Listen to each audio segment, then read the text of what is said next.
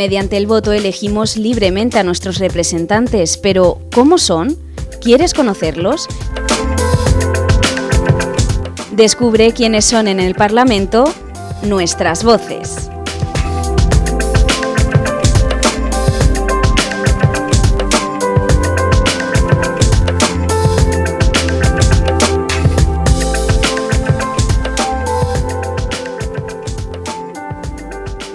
Hoy cerramos nuestro turno de entrevistas a los portavoces del Parlamento extremeño con Miguel Cantero, portavoz del Grupo Parlamentario Popular. Miguel, muy buenas tardes. Hola, muy buenas tardes, Rebeca. ¿Qué tal? Bueno, estamos conociendo la trayectoria política de nuestros portavoces, también sus posturas en relación a diferentes temas de actualidad, pero también algunas curiosidades y datos personales que nos pueden interesar.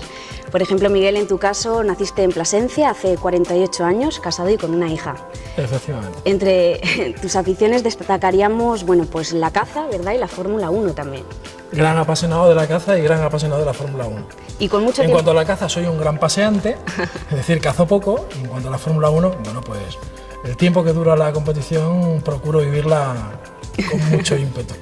Muy bien, ¿y cómo es tu tiempo libre ahora que eres portavoz de la Asamblea? Con menos que antes, ¿verdad? Bien, se ha reducido mucho el tiempo, lógicamente. Lo que sí intento exprimirlo al máximo, intento concentrar en ese poco tiempo que tengo, pues estar con los amigos, compartir esos momentos que ahora lógicamente esta actividad pues me priva, ¿no? En gran mayoría. Es curioso que los otros tres portavoces con los que hemos hablado, los tres han sido profesores antes de iniciarse en la política. En tu caso no, tú eras abogado. Sí, yo soy abogado. Eres abogado. Soy abogado y siempre ha sido, para mí me ha llamado la atención lo que era la acción política desde muy jovencito y me ha supuesto el dejar a un lado ahora lógicamente lo que es mi ejercicio profesional. El despacho, lógicamente, está ahí para cuando vuelva, porque esto de la política es un paréntesis y antes o después regresaré y, lógicamente, pues continuaré con lo que era mi labor profesional que vengo desempeñando ya desde hace muchos años. Y como decías, Miguel, desde muy jovencito, ¿verdad? Te iniciaste en el mundo de la política ya en el año 1979, pues ayudando a pegar carteles, ¿no? Con Alianza Popular en las elecciones generales. Fueron las elecciones generales, fueron las segundas elecciones generales, del año 79, las primeras fueron 77, las segundas fueron las 79 y ya en las del 79 y en las del 82, quiero recordar, pues mi labor, lógicamente, yo era muy pequeño, pero ya salíamos algunos amigos ayudando a preparar la cola para pegar los carteles. La verdad es que si se puede decir que el inicio de mi actividad o de mi ánimo dentro de lo que es el mundo político nació de esa forma, desde luego que sí. Tengo muy buenos y grandes recuerdos de aquella época. De aquella época. Y ya en el año 1982 te afiliaste, ¿verdad?, al partido. Ya en el año 1982 comencé a formar parte de lo que son las nuevas generaciones, en su momento de Alianza Popular, ya Partido Popular, y desde entonces, ya ha sido siempre una ligazón directa con lo que es el Partido Popular. A través, recuerdo, de muchos talleres de trabajo, se vivía de una forma muy especial entonces la política. Y nosotros, los que entonces éramos los jóvenes de los partidos políticos, la verdad es que teníamos ese aliciente de vivir un momento histórico que, aunque no éramos plenamente conscientes, sí que desde luego la sintonía que había en la calle propiciaba a que te llamase la atención y por lo tanto te implicases de una forma directa. Ya digo que yo era un niño, pero se vivía con mucha intensidad y tengo unos gratos recuerdos de toda aquella experiencia. Y siempre, pues colaborando con el Partido Popular, pero en un segundo plano, ¿no?, hasta determinada época. Sí, básicamente desde entonces, desde que me afilié en el año 82, si bien es cierto que yo como placentino he estado siempre viviendo en Plasencia y siempre he formado parte de las distintas juntas locales que ha habido en el Partido Popular de Plasencia, pero nunca he ostentado ningún cargo inicialmente ni orgánico ni institucional, lógicamente, hasta el año, quiero recordar, 2005, no sé si digo las fechas correctas, donde desde la dirección provincial, desde la presidencia provincial del Partido Popular en Cáceres, entendieron que podían cubrir lo que era el puesto de la Secretaría Provincial de Comunicación y estuve 5 años llevando a cabo esa labor, al mismo tiempo que miembro del Comité Provincial del propio Partido Popular. Y ya en mayo de 2012, bueno, pues cambió un poquito todo, ¿no? Llega ese paréntesis, digamos, que es cuando dejas el cargo de abogado, tu actividad como abogado.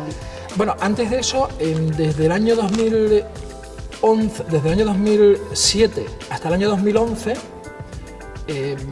ostento lo que es la portavocía municipal en el Ayuntamiento de Plasencia. Y desde el año 2011, que son las elecciones a la comunidad autónoma, José Antonio Monago, mi presidente, bueno, pues tiene a bien admitirme en las listas precisamente para ser diputado regional, lo que soy actualmente.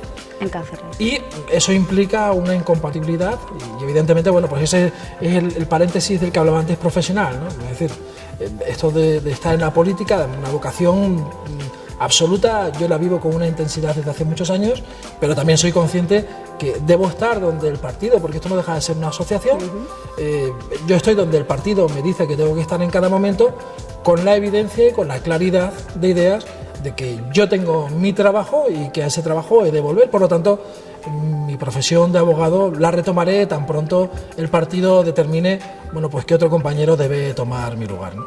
Y desde entonces, desde el año 2012, asumo yo la portavocía del grupo parlamentario aquí en el Parlamento de Extremadura. Desde entonces, pues hasta ahora. ¿Qué supone eso? ¿Qué supone ser portavoz del Grupo Parlamentario Popular? ¿Qué dificultades lleva? Más que dificultades, porque se cuenta con un gran equipo de personas.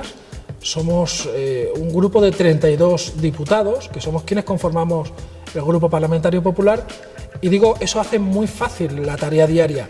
Lo que sí se asume desde luego es mucha responsabilidad, pero una responsabilidad a la que hay que hacer frente, porque esto, yo siempre lo digo muchas veces, esto es voluntario, y lo que no se puede hacer es intentar asumir una responsabilidad sin pensar que no puedes llevar a cabo ese trabajo que te están encomendando. Por lo tanto, desde el momento en que el presidente José Antonio Monago me dijo que formase parte de lo que era la portavocía del Grupo Parlamentario Popular, que además fue por una circunstancia sobrevenida, habida cuenta que hubo una modificación en el equipo de gobierno y yo formaba parte de lo que era el grupo, de la dirección del grupo parlamentario, pero en mi condición de portavoz adjunto, bueno, pues pasé a ser portavoz titular y, como digo, con una gran responsabilidad, pero ya digo que también muy fácilmente por el gran equipo de compañeros de diputados que conformamos el grupo parlamentario.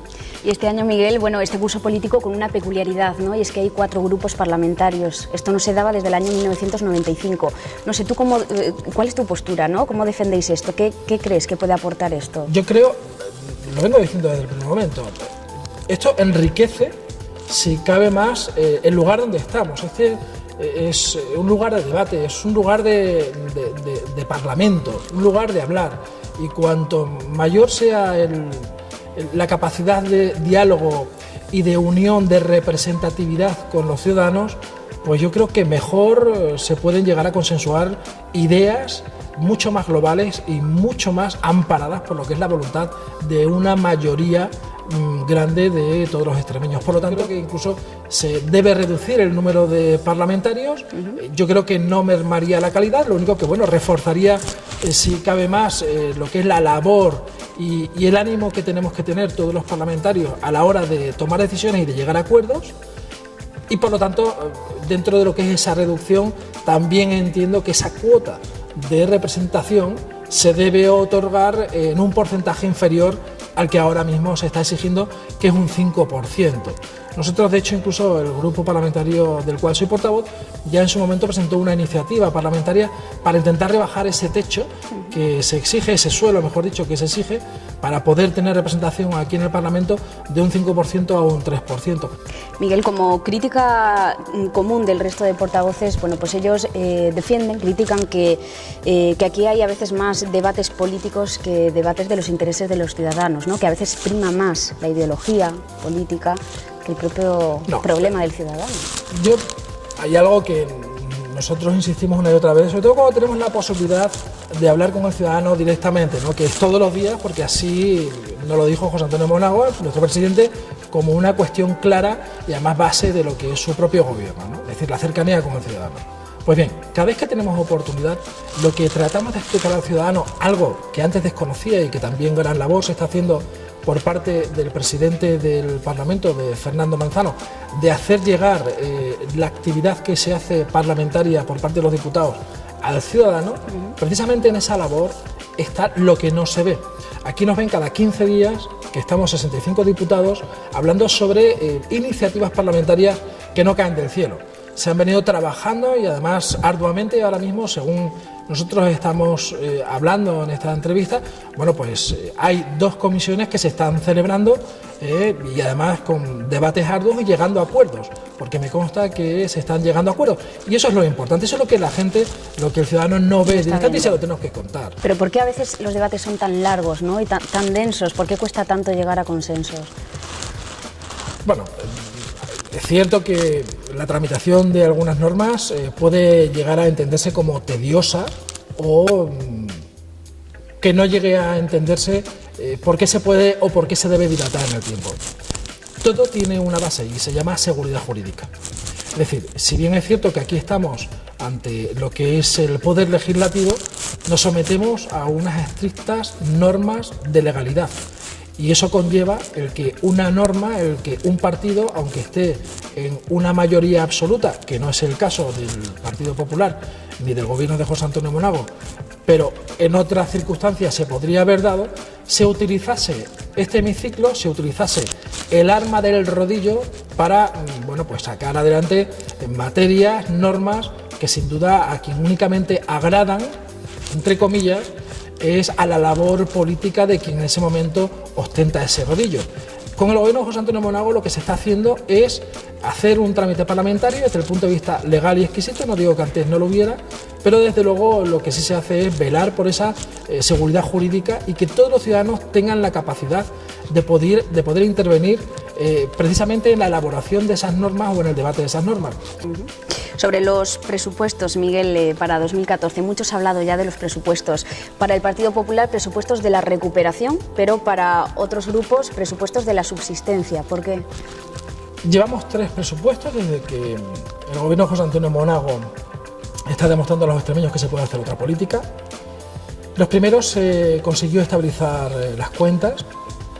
En el segundo se ha pretendido y se ha conseguido el poner las bases suficientes para que podamos hablar de un crecimiento económico. Y en estos terceros presupuestos que salen adelante y esperemos enriquecidos también con la labor del resto de grupos parlamentarios, van a ser los que desde un principio hemos denominado como los de la recuperación. Cuando aquí en este gobierno se ha dicho desde un primer momento en que no se quiere tasar en tiempo las acciones ni los resultados. Y escuchamos al propio consejero de Hacienda decir que efectivamente será en el segundo cuatrimestre del 2014 cuando encontremos en Extremadura una bolsa de empleo neto. Y cuando estamos viendo que durante este año 2013, mes tras mes, se está consiguiendo generar empleo en Extremadura, generar empleo neto, es decir, se ha roto lo que es el impulso de la creación de desempleo y se está generando empleo neto, nosotros nos tenemos que encontrar satisfechos de que estos presupuestos, que suponen un incremento de un 4,8% con respecto a los presupuestos anteriores y donde el 90% de todas las materias en las que contiene, todas las partidas que se contienen en un presupuesto cuentan con un incremento, debemos entender en primer lugar y alegrarnos de que son expansivos, de que se apuesta por el crecimiento consolidado en el año 2013 y se va a continuar en el año 2014 y sobre todo creemos firmemente en que en el año 2014 será una realidad lo que es la consecución de la generación de empleo neto. Y es porque un gobierno como el de José Antonio Monago lo que ha dicho hasta la fecha lo ha cumplido. Por lo tanto, al mismo tiempo que decimos de la recuperación, lo mantenemos como el de la credibilidad. Hemos conseguido poner a Extremadura en primera línea del crecimiento económico y del ajuste presupuestario en tal forma que se ha puesto a Extremadura como ejemplo en otras comunidades de lo que se debe hacer y sobre todo de lo que no se debe hacer.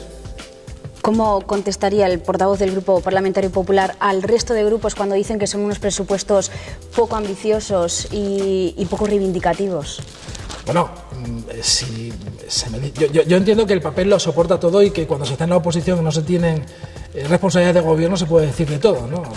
En fin, otra cosa es ser responsable. Y ser responsable mediante una acción de gobierno y sabiendo que lo que se dice hay que cumplirlo. Aquí estamos acostumbrados en esta comunidad autónoma a decir, a presupuestar, a gastarnos y a nunca recaudarlo, ¿no? Pongo el ejemplo mismo de la renta básica.